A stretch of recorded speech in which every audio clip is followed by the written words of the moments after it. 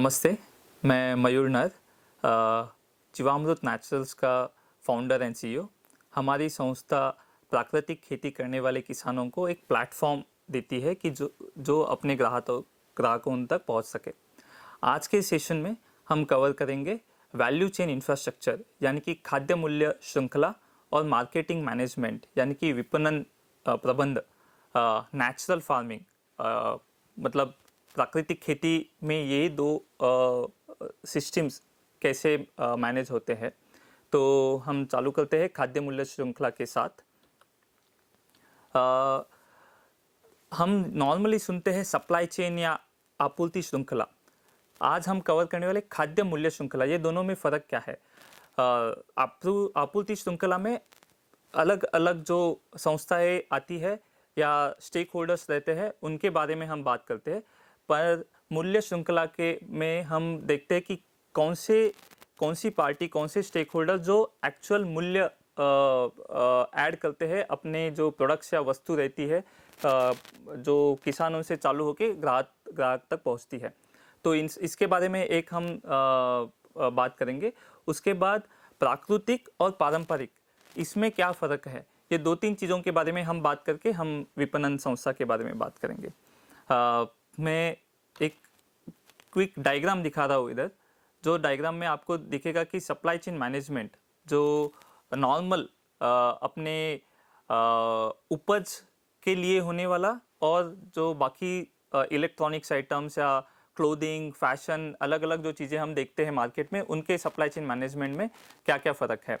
तो आपूर्ति श्रृंखला, अगर आप पहला डायग्राम देख रहे हैं उसमें आप देखते हो कि रॉ मटेरियल रहता है, बाद में सप्लायर रहते हैं, मैन्युफैक्चरिंग के प्लांट्स आते हैं, डिस्ट्रीब्यूशंस आते हैं। तो ये अलग अलग स्टेक होल्डर्स आते हैं। लेकिन अगर हम किसानों की बात करें, अगर हम उपज आपूर्ति श्रृंखला की बात करें, तो आपको इसमें स्पेसिफिक चीज़ें दिखेंगी, विशिष्ट चीज़ें, जैसे किसानों का खेत आता है, किसानों के खेत के बाद एक पैकेजिंग, प्रोसेसिंग, ये अलग अलग प्लांट्स रहते हैं, और उसके बाद मंडी या मार्केट प्लेस रहता है, और उसके बाद अपना ग्राहक आता है। तो ये दोनों में एक चीज़ अब हमें ध्यान देनी है कि एक में पेरिशेबल, शेल्फ लाइफ एक बहुत मुद्दा हो जाता है, इसलिए कम से कम समय में वो किसानों से ग्राहकों तक पहुंचना बहुत इम्पॉर्टेंट है। तो अगर इसमें हम बात करेंगे किसान से लेके ग्राहक तक, प्रोडक्शन, डिस्ट्रीब्यूशन, कंजम्पशन, ये तीनों चीज़ें हैं। ये तीनों चीज़ों में खाद्य सुरक्षा, स्थिरता और सुरक्षा कैसे सुनिश्चित होती है, ये हम एक स्लाइड में देख रहे हैं। इसमें तीन चीज़ें हैं कि पैसे का फ्लो और वस्तु का फ्लो, ये दोनों अपोजिट डायरेक्शन में है। कि किसानों से पहले डिस्ट्रीब्यूशन चैनल तक जाता है, डिस्ट्रीब्यूशन चैनल से अलग अलग डिस्ट्रीब्यूशन चैनल होते होते वो फाइनली ग्राहक तक पहुंचता है। और वैसे ही पैसे का फ्लो अलग अलग, फाइनली जब कंज्यूमर या ग्राहक जब अपने डिस्ट्रीब्यूटर या जो चैनल्स रहते हैं मंडी, उनको देता है और मंडी किसानों को देते हैं। तो ये सब चैनल्स में वैल्यू या मूल्य किधर ऐड होता है, वही पॉइंट पे ज़्यादा से ज़्यादा मार्जिन या ज़्यादा से ज़्यादा मार्केट अपॉर्चुनिटी, या जो भी नए एंटरप्रेन्योर्स, नए उत्पादक जिनको ये फील्ड में आना है, वो अपॉर्चुनिटी, अवसर देख सकते हैं, और वो अवसर पे अगर उन्होंने काम किया तो उनका उत्पादन लेने का या वैल्यू ऐड करने के चांसेस बढ़ जाते हैं। तो दो चीज़ें हम इधर देख रहे हैं कि फूड सप्लाई चेन यानी कि खाद्य सप्लाई चेन में एक बहुत इम्पॉर्टेंट चीज़ जो हम देख रहे हैं इधर, पेरिशेबल यानी कि जो जिसका शेल्फ लाइफ कम रहता है। तो हमें तीन चार चीज़ों पे इस पे ध्यान देने की आवश्यकता है। एक तो है क्वालिटी, खाने की गुणवत्ता कैसी है। सेकंड इज़ फूड सेफ्टी, और अभी हम बात करते हैं ट्रेसेबिलिटी, ब्लॉकचेन, ये सब नए नए कंसेप्ट हैं। मैं सिंप्लीफाई कर रहा हूँ सबके लिए कि अगर हम बहुत सारे टेक्निकल टर्मिनोलॉजी भी सुनते हैं, बट फाइनली खाने की जो चीज़ें हैं उसकी गुणवत्ता और सुरक्षा, ताज़ापन फाइनली कस्टमर या ग्राहक तक कैसे पहुँचे, यही देखना इम्पॉर्टेंट है। उसके लिए अलग अलग नए टेक्नोलॉजीज़ आ रहे हैं, और वो टेक्नोलॉजीज़ उसका सही उपयोग उसको एफिशिएंट बनाता है। तो कम से कम कॉस्ट में कम से कम वैल्यू देते हुए हम ज़्यादा से ज़्यादा माल जो किसानों ने उत्पादन किया हुआ है वो ग्राहक तक पहुंचा सकते हैं। और जो भी नया टेक्नोलॉजी है उसका यूज़ हम किस तरीके से करें, हम वो मार्केटिंग मैनेजमेंट और सप्लाई चेन में देख पाएंगे। तो ये एक स्लाइड में दिखा रहा हूँ कि इसमें कौन सी वो चीज़ें हैं जिसमें हमें अलग से ध्यान देना है। तो इसलिए प्राकृतिक उपज में पेरिशेबिलिटी एक इम्पॉर्टेंट महत्वपूर्ण एस्पेक्ट रहता है। इसके अलावा हमें देखना रहता है कि सीजनैलिटी के हिसाब से हम कौन से उत्पादन ले रहे हैं, कौन से प्रोडक्ट्स ले रहे हैं, फसलों का सही तरीके का सिलेक्शन इम्पॉर्टेंट हो जाता है। तीसरा चीज़ है लॉजिस्टिक सपोर्ट, कि अलग अलग तरीके के जो उत्पादक फसल रहते हैं, अलग अलग तरीके के प्रोडक्ट्स जो रहते हैं, पालक, मेथी लाइक लीफी वेजिटेबल्स हो सकते हैं, या टोमेटो सॉफ्ट वेजिटेबल्स हो सकते हैं, या फिर फ्रूट्स जैसे मैंगोज़, एप्पल्स, आम और बाकी के ऑरेंजेस। तो ये कितने अंतर से कौन से शहर तक कितना डिस्टेंस कवर कर रहे हैं, उस हिसाब से हमें लॉजिस्टिक सपोर्ट और लॉजिस्टिक चूज़ करना बहुत इम्पोर्टेंट हो जाता है। तो ये एक इम्पॉर्टेंट एस्पेक्ट होता है प्राकृतिक उपज और पारंपरिक उपज को हैंडल करने के लिए। अभी हम देखेंगे मार्केटिंग मैनेजमेंट। नेचुरल फार्मिंग या फिर प्राकृतिक खेती का एक महत्वपूर्ण पेन पॉइंट जो बोला जाता है कि बहुत सारे किसान अभी स्वीकार कर रहे हैं, उनको समझ में आ रहा है कि क्यों उन्होंने जाना चाहिए, बट जब तक ये फाइनेंशियली, इकोनॉमिकली जब तक वो सस्टेनेबल नहीं होता है, तब तक बहुत सारे किसान ट्राई करते हैं प्राकृतिक खेती करने के लिए, लेकिन 2-3 सीज़न के बाद, 2-3 साल वो मेहनत करने के बाद वापस वो पारंपरिक खेती में चले जाते हैं। इसका महत्वपूर्ण रीज़न है कि मार्केटिंग का सही तरीके से सहयोग नहीं मिलना। तो इसमें कैसे हम देखें, एक जेनरिक मार्केटिंग के जो टर्मिनोलॉजी है या विपणन संस्था के जो टर्मिनोलॉजी है, उसमें 4 एस्पेक्ट इम्पॉर्टेंट रहते हैं। एक तो प्रोडक्ट, कि हम कौन सी वस्तु बेच रहे हैं, कौन से ठिकान में बेच रहे हैं, प्लेस, कौन से प्राइस में दे रहे हैं, और हम कैसे लोगों को बता रहे हैं। ऐसे बोला जाता है जो दिखता है वो बिकता है। तो हम किस तरीके से कौन से प्रोडक्ट कौन से प्राइस में किसको दिखा रहे हैं, ये समझना बहुत इम्पॉर्टेंट है। क्योंकि बहुत बार ऐसे हो जाता है कि किसान सोशल सर्विस या एनजीओ कर रहे हैं, और उनको सही प्राइजिंग के लिए बात करना, जो नॉर्मली व्यापारी एक इम्पॉर्टेंट एस्पेक्ट हो जाता है, वो कभी कभी मिस कर देते हैं इधर। तो ये हमें स्मार्टनेस दिखा के, सिस्टम का अंडरस्टैंडिंग करके, ये नए जो न्यू टूल्स है, नए युग के जो अभी फ्रेमवर्क या मॉडल्स आ रहे हैं, उसका हमें अभ्यास करके यूज़ करना बहुत इंपॉर्टेंट है। तो अभी हम देखते हैं कि इसमें अपॉर्चुनिटी क्या है, अवसर कितना है। तो अगर हम देखते हैं ओवरऑल इंडिया का $240 बिलियन इतना वैल्यू सिर्फ ऑनलाइन मार्केट में है। ऑनलाइन मार्केट अभी ग्रो हो रहा है। तो ये जब इंटरनेट पेनिट्रेशन, अभी जियो आने के बाद गांव-गांव तक इंटरनेट पहुंच गया है, तो बहुत सारा एज अ इंडिया अपना भारत बहुत ग्रो हो रहा है इंटरनेट के जरिए।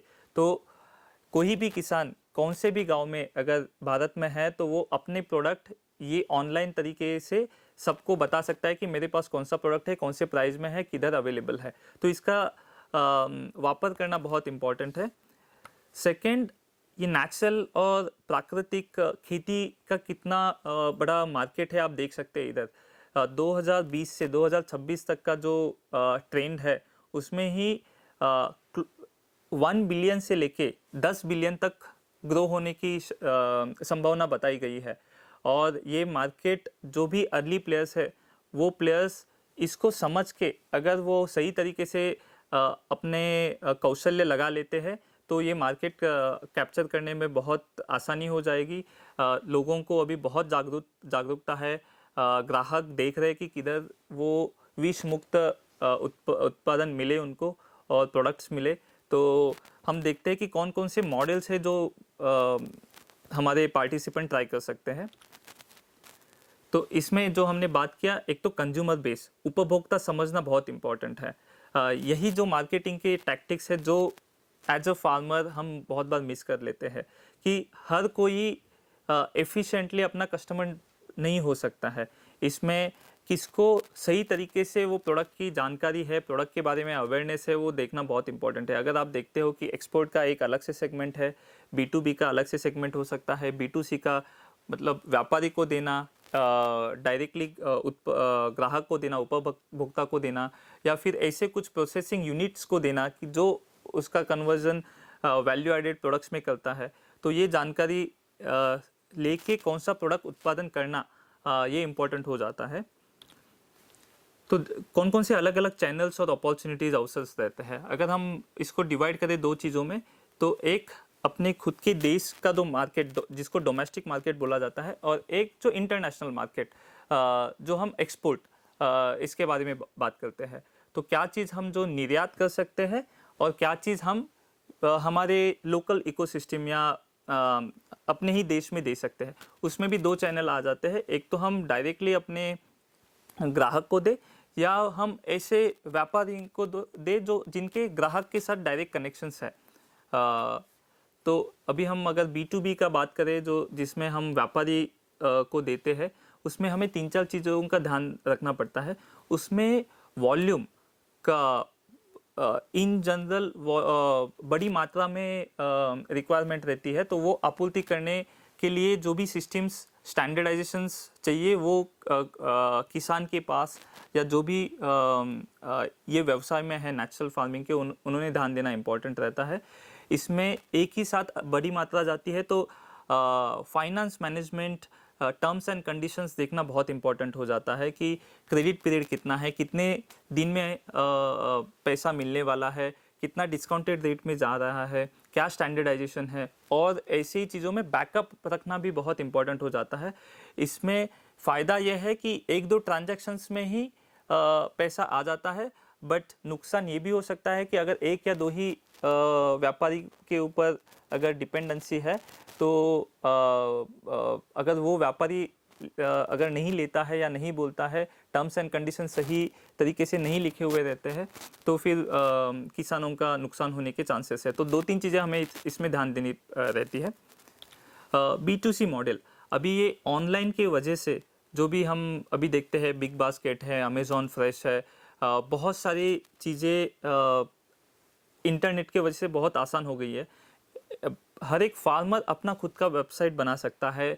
फेसबुक और इंस्टाग्राम, बहुत सारे सोशल मीडिया नेटवर्क्स है कि जिसमें फार्मर खुद अपडेट कर पाएगा कि मेरे फार्म में कौन कौन से उत्पादन मैं ले रहा हूँ, उसका क्या स्टेज है, उसका उत्पादन कब आने वाला है, उसके लिए ऑर्डर ले सकते हैं। डायरेक्ट ग्राहक के साथ एक कम्युनिकेशन बात हो पाती है। ग्राहक को जो ऑथेंटिसिटी चाहिए कि ये मेरा फार्मर कौन है, उसने सच में विष मुक्त खेती की हुई है, ये कम्युनिकेट होना अभी इंटरनेट के माध्यम के द्वारा बहुत ही आसान हो गया है। तो मेरा तो सजेशन ये रहेगा कि किसी भी व्यापारी ने, एंटरप्रेन्योर्स ने एक ही चैनल पे डिपेंड ना रहते हुए अलग अलग चैनल एक्सप्लोर करना बहुत इम्पोर्टेंट हो जाता है। देखिए, मैंने इधर 2 केस स्टडीज लिए हुए, एक किसान से उपभोक्ता, सेकंड है जो स्टोर मॉडल है। अभी हम देखते रहते हैं नॉर्मल किराना स्टोर से लेके बिग बाजार, मोर, अलग अलग स्टैंडर्डाइज्ड स्टोर रहते हैं। इसमें ही एक सेगमेंट आ जाता है जो नेचुरल स्टोर, या नॉर्मली हम ऐसे भी सुनते हैं नेचुरल एंड ऑर्गेनिक स्टोर। तो ये इसमें हमें ग्राहक समझना बहुत इंपॉर्टेंट है। ग्राहक जो क्वालिटी को ज़्यादा इंपॉर्टेंट दे, गुणवत्ता को ज़्यादा इंपॉर्टेंट दे, ऑथेंटिसिटी को ज़्यादा इंपॉर्टेंट दे।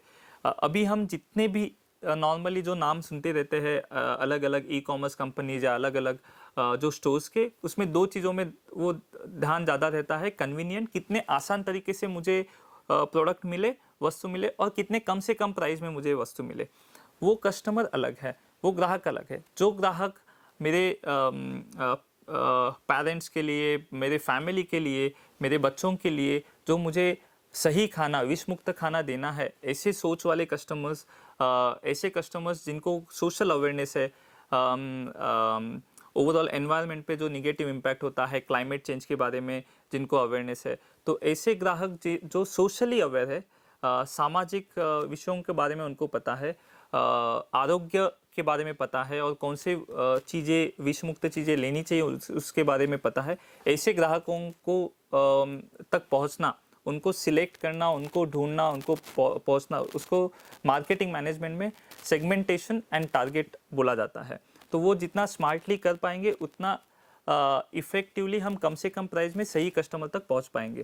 तो मार्केट लिंकेजेस ये बहुत इंपॉर्टेंट है। एक बार प्रोडक्ट आने के बाद अलग अलग कौन से तरीके से मैं मार्केट में अप्रोच करूँ। बहुत बार ये होता है कि प्राकृतिक खेती करने के बाद उत्पादन आ जाता है और फार्मर को लगता है, किसान को लगता है अगर वापस मुझे मंडी में ही जाके देना है तो मैंने इतना मेहनत किया, 3-4 महीने मैंने अलग तरीके से मैंने खेती की हुई है, तो और मुझे अगर अलग से अलग प्राइस या अलग नाम नहीं मिल रहा है तो मैं ये क्यों करते रहूं। तो इसलिए 2-3 चीज़ें ध्यान में रखना इम्पोर्टेंट है। एक तो हम कौन से लोकल इकोसिस्टम में कर रहे हैं, मेरे मार्केट लिंकेजेस क्या क्या है। मैं प्रोडक्ट या उत्पादन लेने से पहले या सोचने से पहले मुझे ये सोचना इम्पोर्टेंट है कि मेरा कस्टमर कौन है। मेरा कस्टमर लोकल ग्राहक है, मेरा कस्टमर एक्सपोर्ट वाला है, मेरा कस्टमर कोई जो प्रोसेसिंग करके उसके वैल्यू एडेड प्रोडक्ट करने वाले हैं, तो उसके हिसाब से उत्पादन लेना इम्पोर्टेंट हो जाता है। और एक चीज़ इसमें पेशेंस बहुत इम्पोर्टेंट रहता है। जो प्राकृतिक खेती में 1-2 साल तक उत्पादन कम भी हो सकता है, ब्रांड नेम होने के लिए टाइम लगता है, कभी कभी 2 से 3 साल तक टाइम चले जाता है। तो इसके लिए किसानों ने, उत्पादकों ने ये सोचना इम्पोर्टेंट है कि मैं मेरा अलग से नाम कैसे बनाना चालू करूँ। इसके लिए 2-3 हमारा 5-6 साल का जो एक्सपीरियंस रहा ये फील्ड में, आजू बाजू किसानों में एक व्हाट्सएप के अभी बहुत सारे ग्रुप्स रहते हैं, उसमें कंटिन्यूअस अगर मैसेजेस डालते रहना, क्या स्टेटस है अपने फार्म में, जीवामृत, बीजामृत, जो अलग अलग टाइम पे जो नेचुरल फर्टिलाइजर्स डाले गए हैं उसके बारे में इंफॉर्मेशन देना, कस्टमर्स के लिए अलग से ग्रुप बना के उनको ये ट्रांसपेरेंटली इंफॉर्मेशन देना। इसके वजह से एक ट्रस्ट, एक विश्वास बनना चालू हो जाता है और फिर वो जो स्टोरी बनती है उत्पादन की, उसके साथ ग्राहक और बाकी के किसान भी जुड़ना चालू हो जाते हैं। तो ये जो ब्रांड नेम है उसका इम्पैक्ट इमीडिएटली नहीं दिखता है, बट वो जो एक अलग से ब्रांड बनता है आपका, आपके फार्म का, आपके प्रोड्यूस का, उसका इम्पैक्ट 2-3 साल में ज़रूर ही दिखाई देना चालू हो जाता है। और ये करते वक्त और एक चीज़, अपने नज़दीकी मंडी, मार्केट, एपीएमसी को भी दुर्लक्षित नहीं करना है। वो भी एक सही मार्केट लिंकेज है। और उत्पादन खर्च कम होने की वजह से ऐसे भी हो सकता है कि बहुत बार आपका उत्पादन आप अगर एपीएमसी मार्केट में भी देते हो तो आपको ज़्यादा नुकसान नहीं हो सकता है। मतलब सबसे ज़्यादा सही चीज़ यही रहेगा कि आप डायरेक्टली उपभोक्ता तक पहुँचे, बट अगर वो टाइम ले रहा है, आपका ब्रांड बनने में अगर टाइम जा रहा है, तो आपको पेशेंस रखना इम्पोर्टेंट है और तब तक मंडी का ऑप्शन सब देख सकते हो। तो मैं एक इधर जो किसान विकास महाराष्ट्र से है, इनके बारे में थोड़ा सा बताना चाहूँगा। हमने इनके साथ काम किया। इनका जो हापूस आंबा बोलते हैं, अल्फांसो मैंगो, देवगढ़ के आपने सुने रहेंगे, बहुत ही फेमस रहते हैं, एक्सपोर्ट बहुत होते हैं, पूरे जग भर में इनका बहुत नाम है। अलग से जीआई टैगिंग है, बट इसमें भी नेचुरल तरीके से जीवामृत यूज करके करने वाले बहुत ही कम किसान हैं और उनको भी अलग से वो डिफरेंशिएशन नहीं मिलता है। तो ये जो फार्मर है उन्होंने पहले सिर्फ मंडी, वाशी मंडी में देते थे। तो जब उन्होंने अलग से जो B2B सेगमेंट है, B2C सेगमेंट है, उनको देना चालू किया, तो उनको प्रीमियम मिलना चालू हुआ। और ये करते वक्त उन्होंने खुद का अलग से ब्रांड बनाया, खुद इंफॉर्मेशन, यूट्यूब चैनल्स, उसमें अलग अलग इंफॉर्मेशन हमारे चैनल पे ये अवेलेबल है। अगर आप जीवामृत के चैनल पे जाओगे तो आपको ये इनके फार्म के बारे में इंफॉर्मेशन मिल सकती है। तो ये जो ट्रस्ट, ऑथेंटिसिटी, जो पारदर्शिता इन्होंने दिखाई कस्टमर्स के साथ, और उनको जो ऑर्डर्स आए दोनों तरीके के, B2B के भी ऑर्डर्स आए, B2C व्यापारियों ने भी कांटेक्ट किया, और इनका जो रेवेन्यू है, जो ओवरऑल उन्होंने कमाई की आम के सीज़न में, वो ऑलमोस्ट 150% बढ़ गई। दूसरी एक केस स्टडी मैं लेना चाहूँगा कि जो नेचुरल एंड ऑर्गेनिक स्टोर। तो अभी आप सुनते रहोगे कि ऑर्गेनिक स्टोर्स अलग अलग एरिया में अभी आ रहे हैं। तो इसका भी एक स्टैंडर्ड मॉडल बना सकते हैं आप। जो सिलेक्शन इसमें रहता है, जो प्रोडक्ट इसमें रहते हैं, आपको पता रहेगा cold press oil, semi polish या अनपॉलिश राइस, या फिर काऊ घी, या नेचुरल पद्धति से किए हुए जो सब्जियां रहती है, सीजनल जो फल आते हैं। तो ये जो सिलेक्शन है वो आपको नॉर्मल बाकी के स्टोर्स में नहीं मिलेगा। तो जैसे मैंने पहले भी बताया कि ग्राहक, जो आने वाला ग्राहक है वो अलग है, आपको वो ग्राहक तक पहुंचना है, उनको बताना है। बट एक बार आपने वो सेटअप किया और आपने जो सप्लाई चेन सेटअप किया, आपके जो अलग अलग किसान हैं, सेलर्स है ये फील्ड में, उनके साथ एक सप्लाई चेन सेटअप करने के बाद आपने इन्वेंट्री रखा, तो कस्टमर के माइंड में आपको वो परसेप्शन देना है, आपको ट्रांसपेरेंटली बताना है आप कौन से फार्मर से आप लेके आ रहे हो। इंफॉर्मेशन, ये फील्ड में प्रोडक्ट को कमोडिटी करके नहीं देखा जाता है। आपको एक चीज़ इसमें याद रखनी है कि प्रोडक्ट विथ इंफॉर्मेशन इज़ बहुत बहुत महत्वपूर्ण है।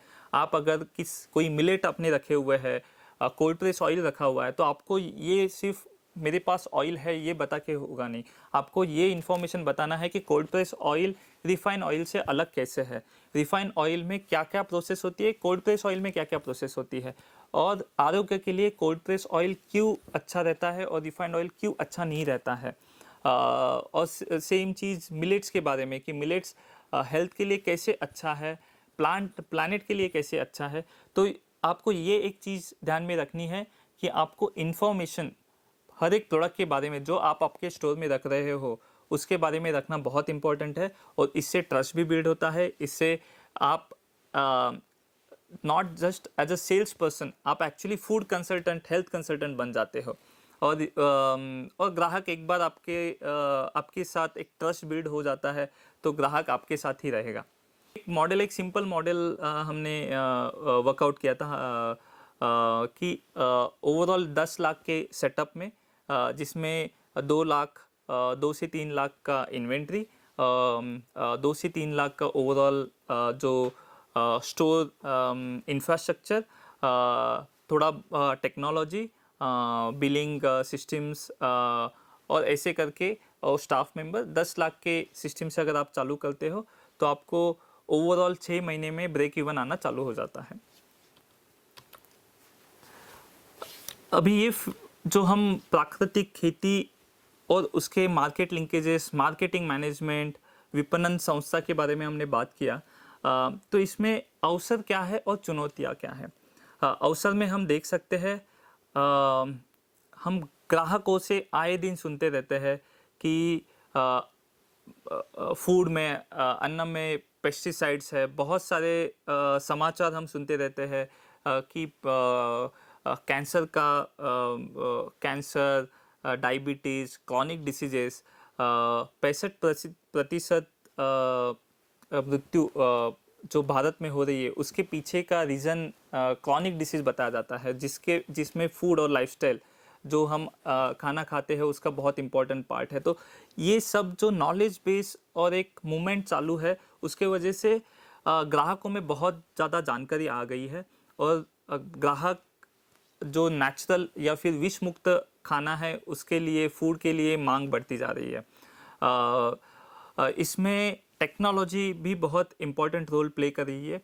ब्लॉकचेन जो ट्रेसेबिलिटी किधर से और कौन कौन से स्टेजेस से हमारी वस्तु जा रही है, उसके बारे में इन टेक्नोलॉजी ऑटोमेटेड तरीके से वो इंफॉर्मेशन देती है। एक्सपोर्ट के बारे में बहुत ही अपॉर्चुनिटी बढ़ गई है। इंटरनेट पेनिट्रेशन की वजह से विजिबिलिटी और फार्म टू फोक, किसान से उपभोक्ता को डायरेक्ट कनेक्शन मिल रहा है। बहुत सारे मैन्युफैक्चरिंग में अभी नए नए वैल्यू एडेड प्रोडक्ट्स बन रहे, तो अपॉर्चुनिटी मार्केट साइड से और टेक्नोलॉजी साइड से बहुत बढ़ रही है। तो ये फील्ड में जो लोग आ रहे हैं वो इसका सही तरीके से उपभोग ले सकते हैं अपना बिजनेस सेटअप करने के लिए। अगर हम देखते हैं चुनौतियाँ, इसमें चुनौतियाँ क्या है? एक, ये फील्ड के बारे में जो साइंटिफिक नॉलेज है वो अभी तक ऑर्गेनाइज नहीं है, एक जगह पे नहीं आया हुआ है। तो बहुत पीसेस में अलग अलग लोगों को अलग अलग चीज़ें पता है। पूरा एज अ वैल्यू चेन एक स्टैंडर्डाइज नॉलेज बेस अभी तक नहीं आने की वजह से वो इफ़ेक्टिव नहीं हुआ है।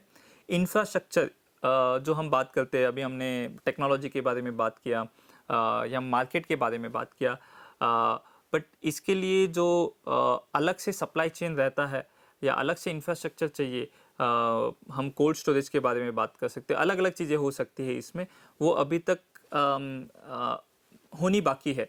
तो ये कुछ चैलेंजेस आ सकते हैं। इकोनॉमिकल इक्वेशन, ये जो हम इकोनॉमीज ऑफ स्केल बोलते हैं कि ज़्यादा से ज़्यादा माल अगर एक जगह से दूसरे जगह पे आता है तो जो ट्रांसपोर्टेशन का कॉस्ट रहता है वो अपने आप कम हो जाता है। जैसे हमारे नॉर्मल कन्वेंशनल पारंपरिक चीज़ों में अगर 1 टन का ट्रक अगर एक जगह से टाटा एस अगर एक गांव से मंडी तक आता है और उसमें अगर 800 केजी का माल है और उसका 800 रुपया अगर खर्चा होता है तो 1 रुपया पर केजी का ट्रांसपोर्टेशन कॉस्ट हो जाता है।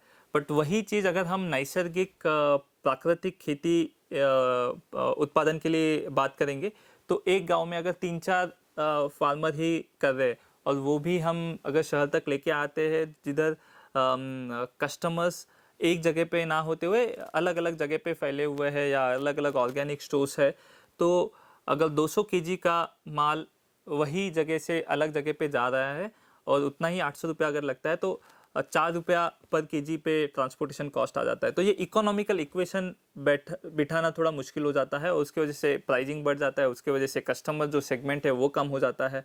तो ये कुछ चैलेंजेस है, ये सॉल्व हो रहे हैं। हम किस तरीके से क्लस्टरिंग बेस मैकेनिज्म बिठाए ताकि एक ही गांव में या गांव का एक क्लस्टर बना के उसमें ज़्यादा से ज़्यादा प्रोडक्शन हम ले और उधर से डायरेक्टली मार्केट कनेक्ट करें।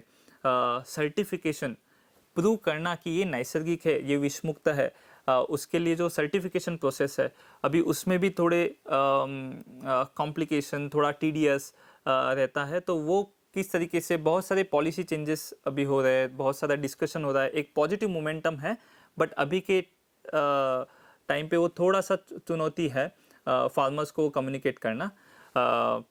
बट हालांकि ये चुनौती होने के बाद भी अगर हम जो अवसर ये फील्ड में है अगर उसकी बात करें तो मतलब बाय डिफ़ॉल्ट हम बात कर सकते हैं कि ये फील्ड में उतरना, जो भी लोग पैशनेट है वो ये फील्ड में उतरते हैं तो उनको फ़ायदा ज़रूर है।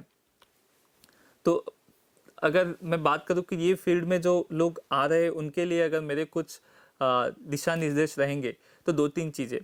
एक, ये फील्ड में आने वाले लोग मैंने देखा है कि बहुत ही पैशनेट और पर्पसफुल रहते हैं कि उनका कुछ उद्देश्य रहता है।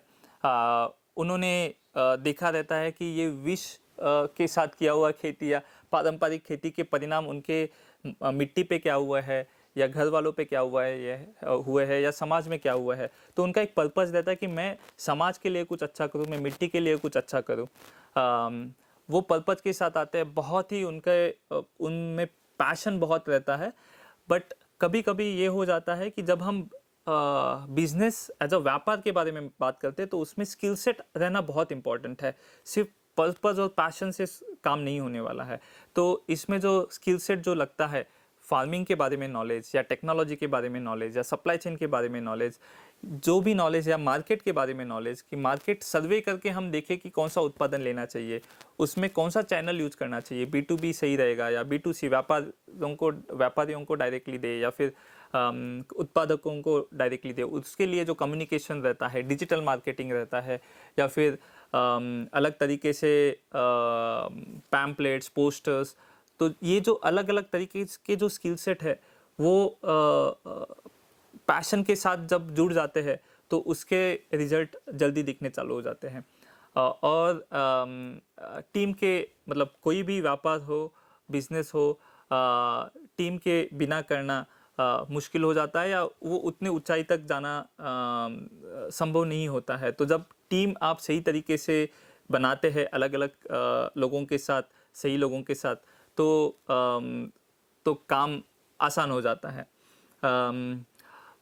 थोड़ा फाइनेंशियल प्लानिंग भी बहुत इम्पोर्टेंट है इसमें, कि आपको देखना है मैं कितना इन्वेस्टमेंट कर रहा हूँ और कब तक उसका रिजल्ट आने वाला है। उसका एक रोड मैप बनाना इम्पोर्टेंट रहता है। कितने सीज़न में कौन से इसमें कितना खर्चा, उसमें मार्जिन कितना, प्रॉफिट कितना, और फाइनली रेवेन्यू कितना बनेगा, उसमें क्या क्या रिस्क इन्वॉल्व है। तो एक प्रॉपर फाइनेंशियल प्लानिंग रहना बहुत इम्पोर्टेंट है। और कोई भी बिजनेस में जब आप स्टार्टअप अगर कर रहे हो, मेरा भी अनुभव वही है, लास्ट 5-6 साल से जो मैंने अलग अलग मॉडल्स यही इकोसिस्टम में किए हुए हैं। हमने स्टोर्स रन किए, हमने फार्मिंग से व्यापारियों को डायरेक्टली प्राकृतिक खेती के सब्जियां दी हुई है, हमने ई-कॉमर्स रन किया हुआ है। तो अलग अलग टाइम पे फ्लेक्सिबल रहना बहुत इम्पॉर्टेंट है। जैसे कोरोना जैसे ही आया, बहुत सारी मंडियां बंद हुई, बहुत सारे लॉजिस्टिक के चैलेंजेस आए, तो हम कैसे हमारे मॉडल को ट्विक करते हैं वो इम्पोर्टेंट है। अलग अलग ठिकानों में अलग अलग चीज़ें ट्राई आउट करना बहुत इम्पोर्टेंट है। तो और ग्राहक और किसान दोनों के साथ कम्युनिकेशन, संवाद रहना बहुत इम्पोर्टेंट है। तो ये सब चीज़ें हैं, ये थोड़ी बहुत मैंने हाईलाइट की हुई है, बट ये ओवरऑल फील्ड में बहुत अपॉर्चुनिटीज़ है। मेरा सबसे यही सजेशन रहेगा, विनंती रहेगी कि ये फील्ड में ज़्यादा से ज़्यादा लोग आए, और ये फील्ड में पैशन पर्पज़ के साथ अगर हम कौशल्य, स्किल सेट ऐड करते हैं तो ये सिर्फ भारत के लोगों के लिए नहीं, तो पूरे दुनिया के लिए एक भारत के तरफ से एक अच्छी देन रहेगी नेचुरल फार्मिंग या प्राकृतिक खेती की। और मेरे कॉन्टैक्ट डिटेल्स इधर मैंने इधर शेयर किए हुए हैं। अगर कुछ प्रश्न रहेंगे तो आप जुड़ सकते हैं और हम बात कर सकते हैं। धन्यवाद।